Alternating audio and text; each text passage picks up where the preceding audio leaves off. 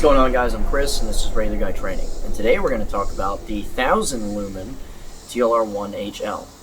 Now, I've had this guy for about a year. A little bit of disclosure.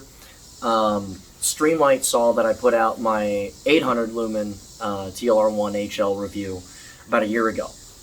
They contacted me very shortly thereafter, and they asked me if I was interested in reviewing the 1000 lumen version of it. They sent me one, and I said, okay, it's not going to come anytime soon, but I'm going to evaluate it and we're going to see what happens. Right.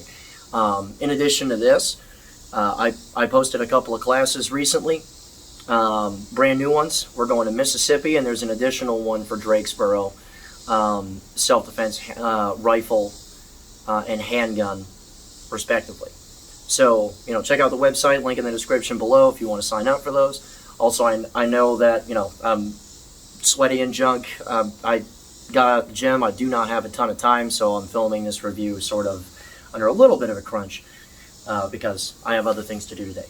But let's go ahead and talk about this. Right? There's a lot of things that go into selection for me as far as a handgun light.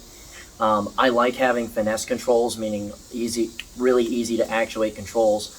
For the TLR1, as I stated in my last review, I like that there's a momentary and a constant option.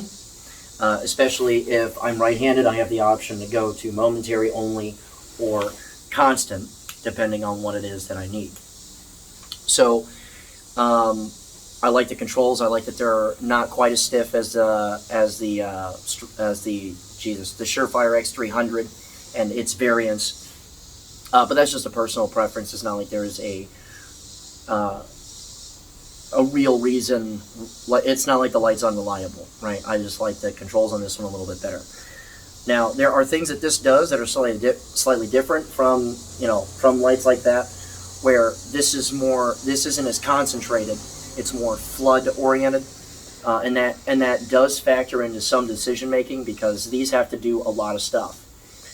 For instance, as you saw in the shoot footage, I would put out interference lights from like cars, for instance, just as ambient light coming in your direction, crossing your path, that kind of stuff. And I also put other objects in the way in front of that target area before I would start shooting it. Now, this is actually pretty important because how well that target is highlighted once you see those things, or once you have those things in your environment that are more or less irritating, there are a few things that you need to really consider. Because if you have interfering light sources, especially if they're pointed pretty much in your direction or directly in your direction, it's going to sap a lot of the power away from the light itself. A lot of people will take a light, they'll put it in a dark room, they'll turn the light on, it floods the whole room, and they're like, that's good enough. But that's not always the case, okay?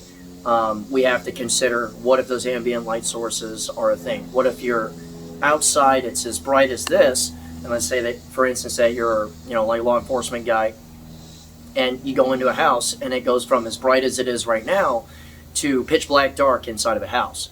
While your eyes are still adjusting, your light needs to be able to see all those things, like properly illuminate them, and you also need to be able to basically paint objects in front of a target area but still have enough illumination source in the light itself to get what's behind those objects. For instance, if you're trying to flood open what's behind some dead space, like you go into a house, and a lot of houses in the little kitchen area, there's like a little bar, right? And behind that is an enclosed space. You need to be able to illuminate at least a bunch of that instead of the bar that's in front of you.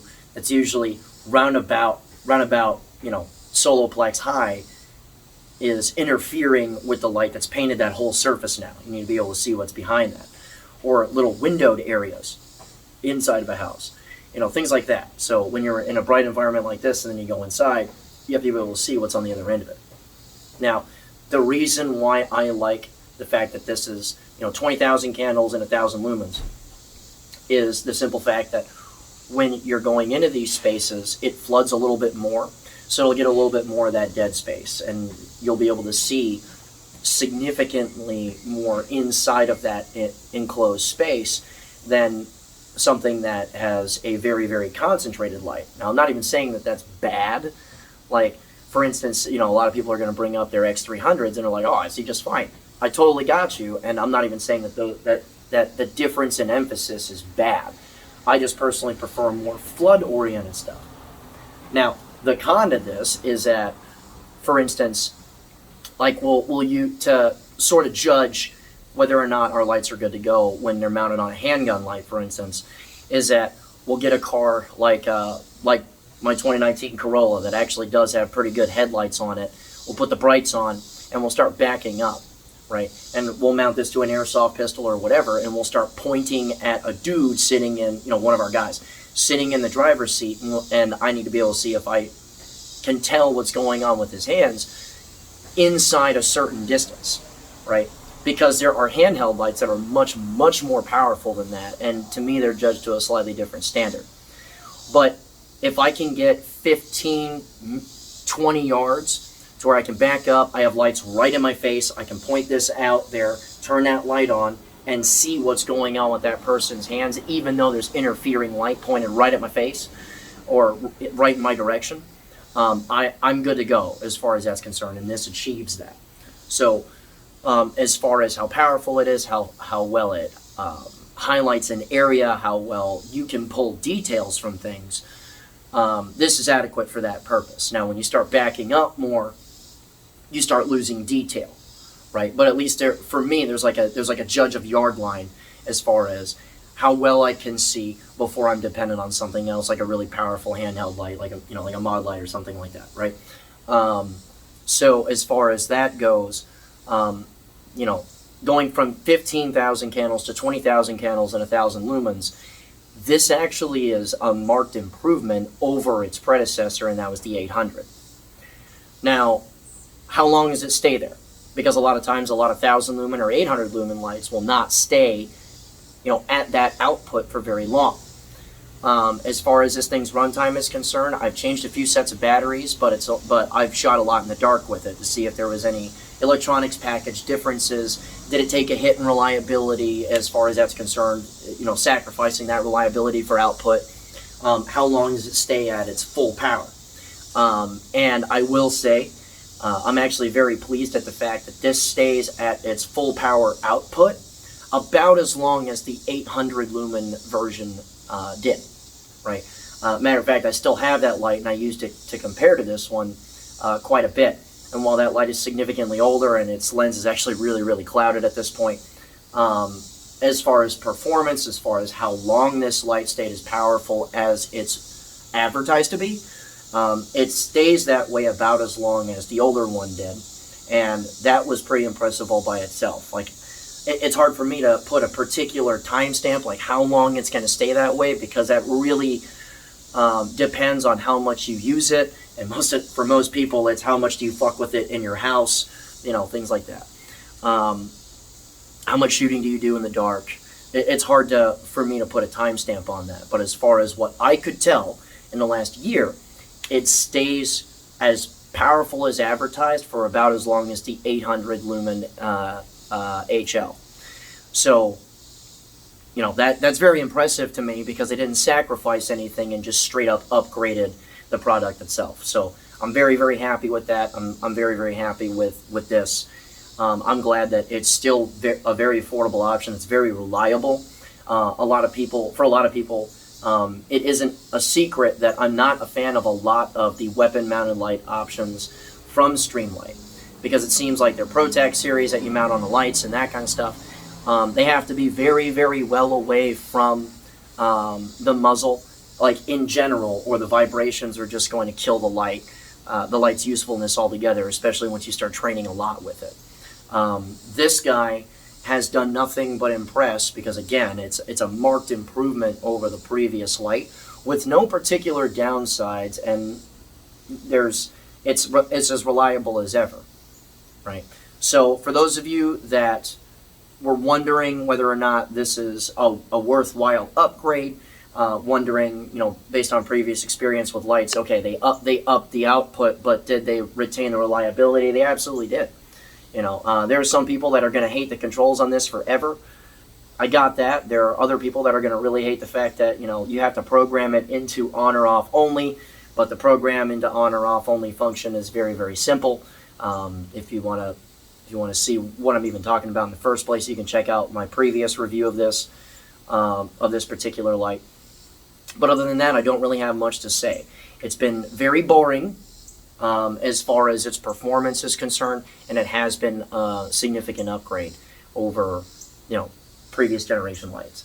So I say give it a shot, especially if you're a fan of this particular light, especially if you're already carrying one in your day-to-day or using it as a duty light.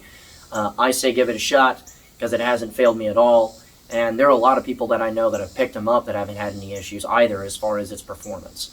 So that said, guys, if you want to come out and train with us, as I noted before, I've already talked about a couple of new classes that I've already put up. There are more that are being worked on as far as the new fiscal year is concerned. So information for all that is on the website, and I've got a link for that in the description below. I typically update when I have brand new classes as they fall on the Facebook page. So if you want to check us out there, a link for that also is in the description below. And if you want to support us through Patreon, you absolutely can. It really, really does help for everything that we're doing out here, from testing to just general stuff as far as like whether or not we can provide enough ammunition for a particular test or products themselves or whatever.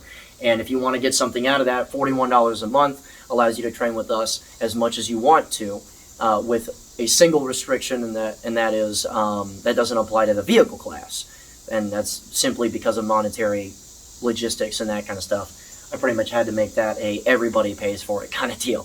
But if you pay us $41 a month, you can come out and train with us as much as you are able for as long as you're signed up to it. And signing up for a class is as simple as shooting us an email saying, hey, I'm this guy, here's the email that I use so you can confirm me, and I would like to take this class, and as long as I have a slot, I'll put you in on it.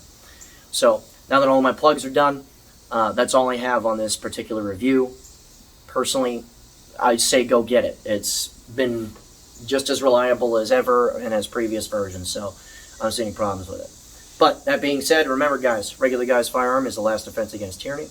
Peace.